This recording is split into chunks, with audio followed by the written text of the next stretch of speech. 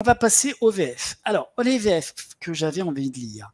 World's Finest, ok. Je ne sais pas comment on traduit le World's Finest. Les meilleurs du monde, on peut dire ça comme ça peut-être. Les meilleurs du monde, les World's Finest, c'est tout simplement une série d'essais traduite en version française chez Urban Comics, consacrée à des crossovers Batman-Superman. Et en plus, ce qui est intéressant, c'est qu'on est sur des épisodes, comment dire, des aventures d'il y a quelques années, ou des premières aventures. Finalement, on fait un rétro-flashback, je ne sais plus comment on appelle ça, une rétrospective des premières aventures de Batman et Superman. Mais en fait, c'est pas de la réédition, c'est des aventures qui sont réinventées, qui sont imaginées par Mark Waid. Alors, c'était au début par Mark Waid et par le magnifique Dan Mora. Maintenant, on passe sur de nouvelles équipes artistiques.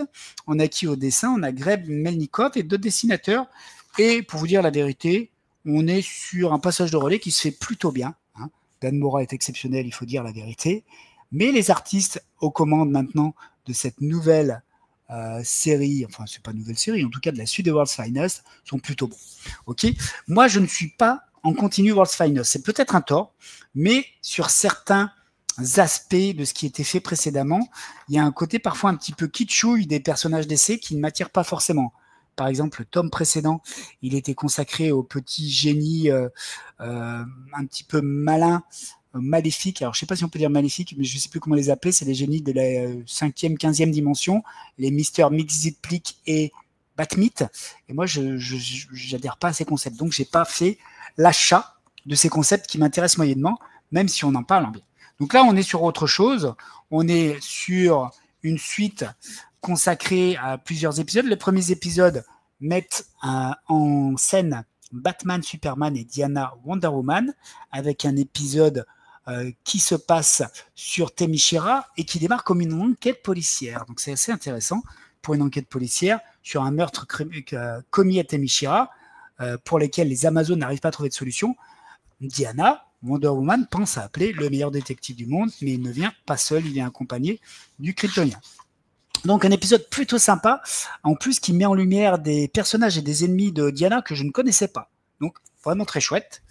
Par la suite, on passe à une saga consacrée à Eclipso avec un autre dessinateur qui s'appelle Adrian Gutiérrez, qui est plutôt bon aussi. Hein.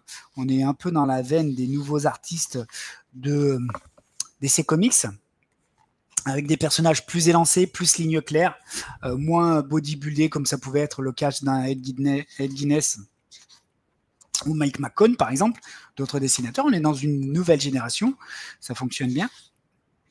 Ce qui est intéressant, c'est qu'on a la Ligue de Justice finalement, plutôt que Batman et Superman, qui affrontent Eclipso. Alors Eclipso, c'est une sorte de génie du mal qui porte bien son nom, Eclipso, qui tire sa force d'un diamant noir, d'un diamant maléfique, et qui finalement apporte les ténèbres sur la Terre. On va dire ça comme ça. Et c'est un mystique, c'est plutôt des pouvoirs d'origine magique. Le souci dans ces épisodes, c'est qu'on voit bien Eclipso et son allié, parce qu'il trouve un allié, mais parfois, je trouve qu'on n'a pas assez de contexte, on ne comprend pas toujours l'action. Déjà, regardez, on a des visuels où... Alors ça, je me demandais si c'était des lignes, vous savez, qui présentent l'action, ou si c'était le pouvoir. Et j'ai compris après que c'était le pouvoir d'Eclipso qui se manifestait. Mais au tout départ, c'était pas clair. Et donc, dans certaines scènes d'action, pour moi, c'est pas clair. Ok, c'est un petit peu le souci que je retrouve dans certaines productions d'essais du moment. Dans Justice League Unlimited ou dans Superman Dark Prophecy, il y avait des scènes avec beaucoup de flammes, avec beaucoup de feu, mais visuellement, ça gâche un peu l'action et la compréhension narrative du visuel, ça me perd un petit peu. Là, je retrouve un peu ce problème-là. Alors après, ce qui est sympa, c'est qu'on voit aussi la Société Justice, la Justice Society of America, qui est un groupe de super-héros Golden Age et moderne que j'adore, hein, notamment les Jeff Jones, les épisodes GSA de Jeff Jones des années 2000. C'est ressorti en Chronicles, là, en version française, c'était chouette.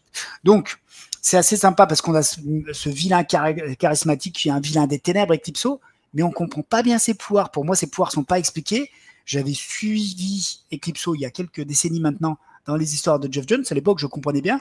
Là, pour moi, il n'y a pas de réexplication de qui il est, de ce qui sont ses pouvoirs. Et du coup, ça me gâche un peu mon plaisir de lecture. C'est dommage parce que c'est super fun, c'est super bien foutu.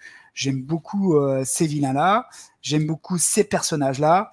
On comprend qu'il y a une sorte de vague de ténèbres qui va prendre possession des héros, qui va en faire des marionnettes d'Eclipso.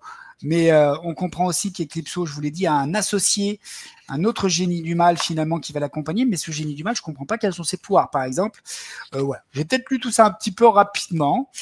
C'est dommage parce que c'est fun. Et en plus, c'est un crossover, je le répète, entre la JSA, Justice Society of America, et bien sûr la Ligue de Justice. Ok. Donc, ça reste fun, mais il manque un petit quelque chose pour mon confort complet, mon plaisir complet de lecture. Voilà la vérité. Et après, on a un petit run consacré à une aventure dans l'univers d'Aquaman, d'accord, qui est assez chouette. Hein. On a une intrigue complète consacrée à l'univers d'Aquaman, et je me rends compte que je ne connaissais pas tant que ça finalement l'univers classique des Atlantes de DC Comics, puisqu'on revient sur le fait que Atlantis, chez DC Comics, c'est le royaume de Mr. Aquaman, mais qu'il y a un autre royaume qui est le royaume de je ne sais plus quel autre roi de l'Atlantis. En fait, il y a deux royaumes. Et en plus, les deux se ressemblent vachement visuellement. Ils ont le même costume. C'est juste, j'exagère un peu, mais qu'Aquaman, il est humain, il a des jambes. L'autre roi, il a le même look qu'Aquaman, mais il a juste une queue de sirène. Et toute cette population du deuxième royaume d'Atlantis, ils sont plus comme des sirènes avec des queues de poisson. D'accord ? J'avais oublié qu'il y avait ça, je l'avais peut-être déjà vu, mais je vous avoue que ça m'était sorti de la tête. Et donc, on est finalement à fond dans cette intrigue-là, et vous imaginez bien qu'en plus, il va y avoir à un moment une intrigue pour faire en sorte que les deux royaumes rentrent en confrontation, voire rentrent en guerre. Ok. Donc ça, c'est chouette. Mais comment vous expliquer? J'aimerais bien vous montrer en gros plan. En voilà. Donc là, on voit ce fameux, alors comment il s'appelle, ce roi-là, de quel... Je ne sais plus comment s'appelle cet autre royaume d'Atlantis. Mais regardez, il est là.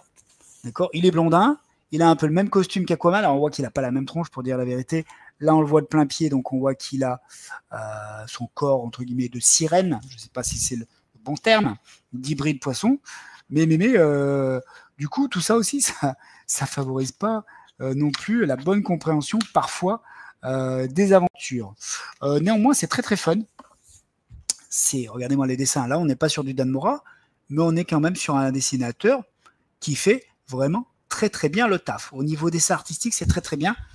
Au niveau des histoires, moi je trouve que les intrigues globales et la trame générale sont intéressantes. C'est plutôt dans la narration, parfois il me manque des petits quelque chose en termes de confort de lecture.